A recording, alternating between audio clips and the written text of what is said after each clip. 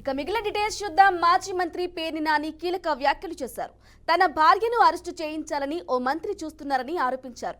CM Chandrababu దగ్గర కూడా ఈ విషయం చర్చించారని ఆగ్రహం వ్యక్తం చేశారు.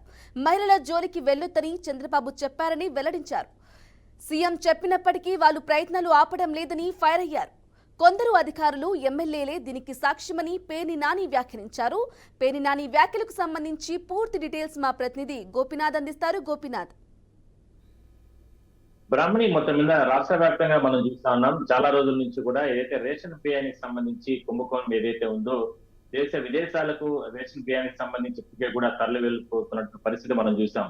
అలాంటి దానిపైన ఉక్కుపాదం మోపడానికి రాష్ట్ర ప్రభుత్వం ఇప్పటికే చర్యలు ప్రారంభించింది. ఒకవైపు కాకినాడ పోర్టు నుంచి కావచ్చు, లేదంటే ఎక్కడెక్కడి నుంచి ఈ రకమైనటువంటి రేషన్ బియ్యం వస్తుంది అనే దానిపైన ప్రత్యేక దృష్టి పెట్టి ప్రత్యేక అంటే దీనిపైన విచారణ జరపాలంటూ కూడా పోలీసులకు ఇచ్చినటువంటి ఆదేశాల ప్రకారం ఇప్పటికే చాలా మందిని కూడా అదుపులోకి తీసుకొని విచారణ జరుపుతున్నారు. అయితే తాజాగా గతంలో ఉన్నటువంటి పాలకులు ఎవరైతే ఉన్నారో మాజీ మంత్రిగా ఉన్నటువంటి పేర్ని నాని వాళ్ళ కుటుంబ సభ్యుల పేర్లు కూడా ఈ మధ్య కాలంలో తెరపైకి రావడం జరిగింది. అయితే ఇవాళ కొన్ని సంచలన విషయాలు మాట్లాడడం జరిగింది. మాజీ మంత్రి పేర్ని నాని అంటే తన భార్యని కూడా అది ఈ కేసులకు సంబంధించి అంటే ఆమెకు ఎటువంటి సంబంధం లేకపోయినప్పటికీ కూడా రకరకాల ఆరోపణలు అంటే బయట చెప్తూ రకరకాలుగా ఆమెను ఇబ్బందులు పెట్టేదానికి ఒక మంత్రి ప్రయత్నం చేస్తున్నారు.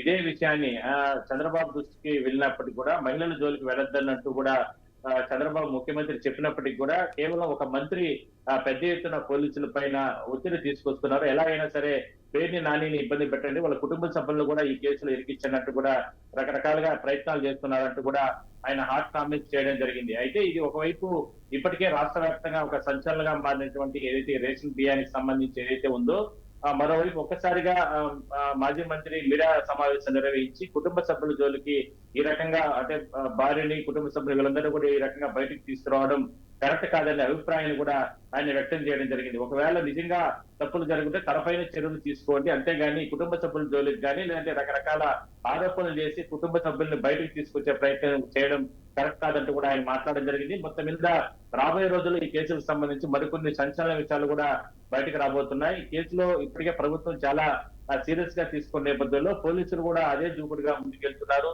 త్వరలోనే అంటే ఇప్పటికే ఎన్నో రకాల ఆరోపణలు రకరకాల అంటే కేసులకు సంబంధించినటువంటి ఆధారాలను సేకరిస్తున్నటువంటి ఇన్వెస్టిగేషన్ టీం పూర్తిగా కూడా దానిపైన పూర్తి స్థాయిలో దర్యాప్తు చేసేందుకు ముందుకెళ్తుంది. అయితే ఒకసారిగా ఇవాళ రాష్ట్రంలో అంటే పేర్ని నాని ఒకసారిగా ఈ రకంగా అంటే ప్రత్యేకంగా మీడియా సమావేశం నిర్వహించి కుటుంబ సభ్యుల జోలికి రావడం కరెక్ట్ కాదంటూ కూడా చెప్పడం ఒక హాట్ కామెంట్స్ గానే మనం చెప్పొచ్చు బ్రాహ్మణ్.